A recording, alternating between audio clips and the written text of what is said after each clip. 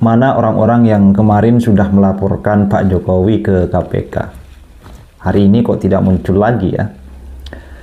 Mari kita lihat narasi dari Mbak Nana soal ya kasus yang sempat viral kemarin tentang pagar laut. Mari kita simak video berikut ini. Indah sekali kata-katanya, begitu lantang saat di panggung, begitu gagah saat mikrofon di tangan. Tapi ketika 93 sertifikat hak milik di pagar laut, Bekasi terbukti palsu, semuanya mendadak amnesia. Mikrofon diletakkan, mulut dikunci rapat, keberanian yang tadi dibangga-banggakan, mendadak lenyap tanpa jejak. Said Didu yang biasanya garang soal oligarki, tiba-tiba kehilangan suara, banteng. Yang katanya selalu membela wong cilik, mendadak sibuk melihat ke arah lain. Pejuang keadilan yang biasanya nyaring bersuara, kini memilih diam. Mereka yang paling vokal bicara kebenaran, kini justru paling dulu bersembunyi saat kebenaran tak lagi menguntungkan mereka. Lawan oligarki, ternyata hanya sebatas narasi untuk mendulang simpati. Sebuah ilusi heroisme yang hanya berlaku saat tak ada harga yang harus dibayar. Saat menyangkut kepentingan sendiri, mereka memilih jalan lain, jalan diam, jalan pura-pura tidak tahu, jalan cuci tangan. Hukum harus tegak. Bukan sekadar janji kosong. Jika mafia tanah dibiarkan merampas hak rakyat tanpa perlawanan, maka pertanyaannya sederhana. Siapa sebenarnya yang mereka bela? Bukan rakyat, bukan keadilan, tapi kepentingan mereka sendiri. Karena sejatinya, keadilan tak butuh pahlawan yang hanya berani bicara saat aman. Gaduh soal proyek strategis nasional PSN PIK 2 masih terus bergulir. Dimainkan oleh kelompok tertentu, dipelintir, diputar balikan. Kelompok anak abah, organisasi terlarang HTI, semua ikut cawe-cawe. Mereka sibuk membangun narasi seolah-olah ini semua salah Jokowi. Seakan-akan Jokowi sendirian yang mengatur semua kebijakan. Seakan-akan PSN PIK 2 ini lahir tanpa perencanaan, tanpa melibatkan pemerintah daerah, tanpa melibatkan kementerian terkait, tanpa partisipasi dari banyak pihak. Tapi pertanyaannya, kenapa narasi ini digoreng? Kenapa pendapatnya dipelintir? Polanya sudah kita kenal. Isu ekonomi, proyek pembangunan, semua dijadikan alat politik. Mereka ingin memecah belah, mengadu domba, menciptakan keresahan. Pola yang sama, aktor yang sama. Dan Prabowo, dia sudah paham permainan ini. Saat disampaikan, Prabowo memberikan sinyal. Ia sadar ada gerakan terselubung yang ingin menjauhkan dirinya dari Jokowi. Mereka takut kalau Prabowo dan Jokowi tetap solid. Jadi mari kita buka mata, kita lihat siapa yang benar-benar peduli pada bangsa, siapa yang hanya memainkan isu demi kepentingan politik. Jangan sampai kita termakan permainan mereka. Dulu diam, sekarang ribut. Kenapa? Apa yang bikin Said Didu mendadak jadi pejuang rakyat? Coba kita bongkar fakta sebenarnya. Said Didu ini punya 10 hektar tanah di Kronjo. Tanah yang katanya dia beli murah dari rakyat kecil, lalu dibiarkan bertahun-tahun. Tujuannya jelas. Numpuk keuntungan. Dia berharap harga tanahnya naik tinggi, bisa dijual dengan untung besar. Tapi kenyataan berkata lain, harga tanah di sana mandek. Lalu datang proyek besar PIK 2, membawa harapan baru buat banyak orang. Said Didu langsung gercep. Dia coba nawarin lahannya dengan harga tinggi, berharap bisa panen cuan. Tapi apa yang terjadi? PIK 2 menolak mentah-mentah, rencana kayak mendadak gagal. Dan tiba-tiba Said Didu berubah. Dari yang selama ini diam 1000 bahasa, sekarang mulai menyerang PIK 2 dengan segala tudingan. Mendadak jadi pejuang anti oligarki. Tapi kita harus kritis. Ini perjuangan rakyat atau sakit hati karena gagal jual tanah? Fakta sederhananya, tanpa pembeli dari PIK 2, tanah Said Didu di Kronjo nyaris tak laku. Jadi kalau sekarang dia ribut, ya mungkin bukan karena idealisme, tapi karena rencana cuannya berantakan. Oke pemirsa,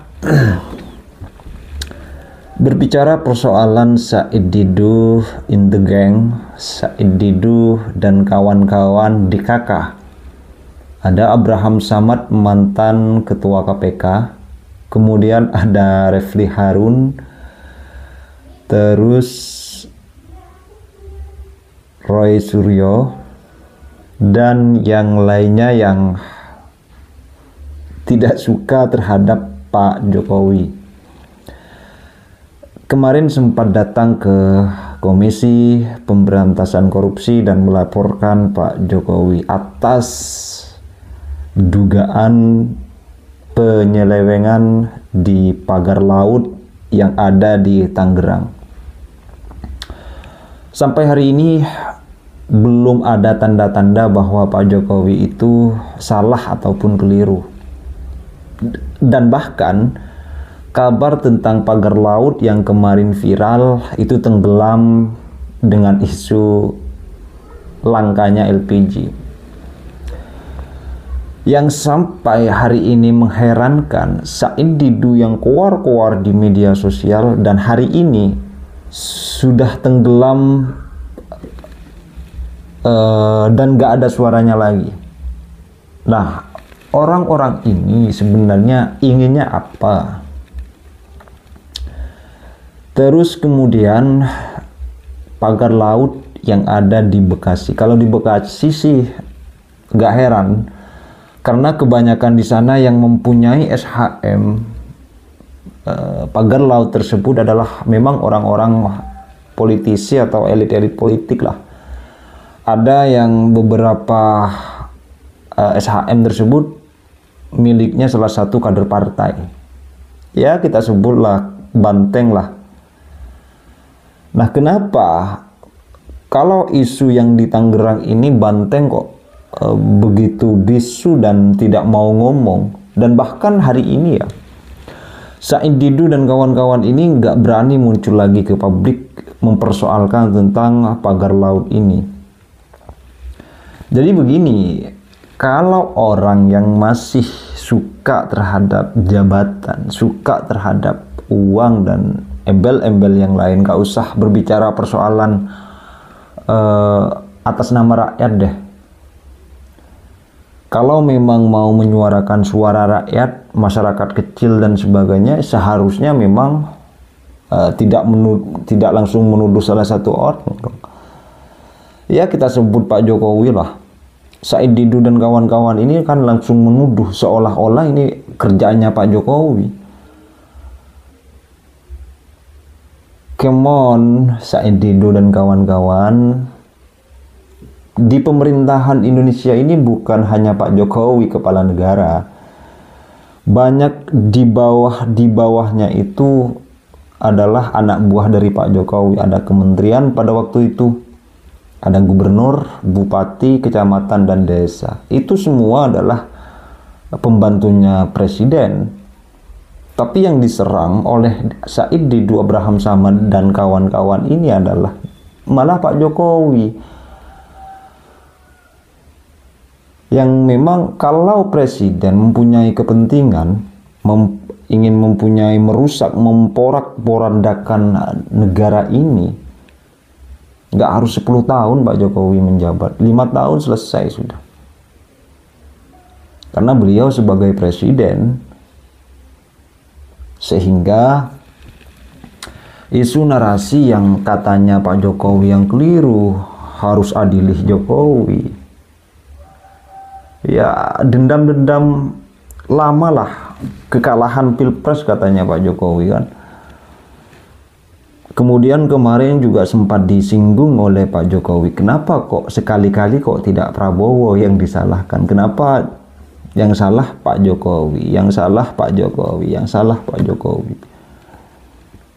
Apa memang Pak Jokowi ini tidak pernah melawan, atau karena Pak Jokowi ini bukan ketua umum partai, sehingga orang-orang yang memang tidak suka terhadap beliau gampang sekali untuk menyerang,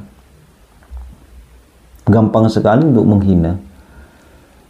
Kenapa kok kepada mantan presiden, mantan panglima, atau ketua umum itu para elit-elit, para kongsi-kongsi ini kok tidak berani menyerang? Atau karena jangan-jangan karena mereka-mereka itu punya kader, mereka-mereka itu punya teman, sedangkan Pak Jokowi hanya seorang diri dan perorangan katanya Pak Jokowi, kan begitu. Silahkan tulis komentar kalian.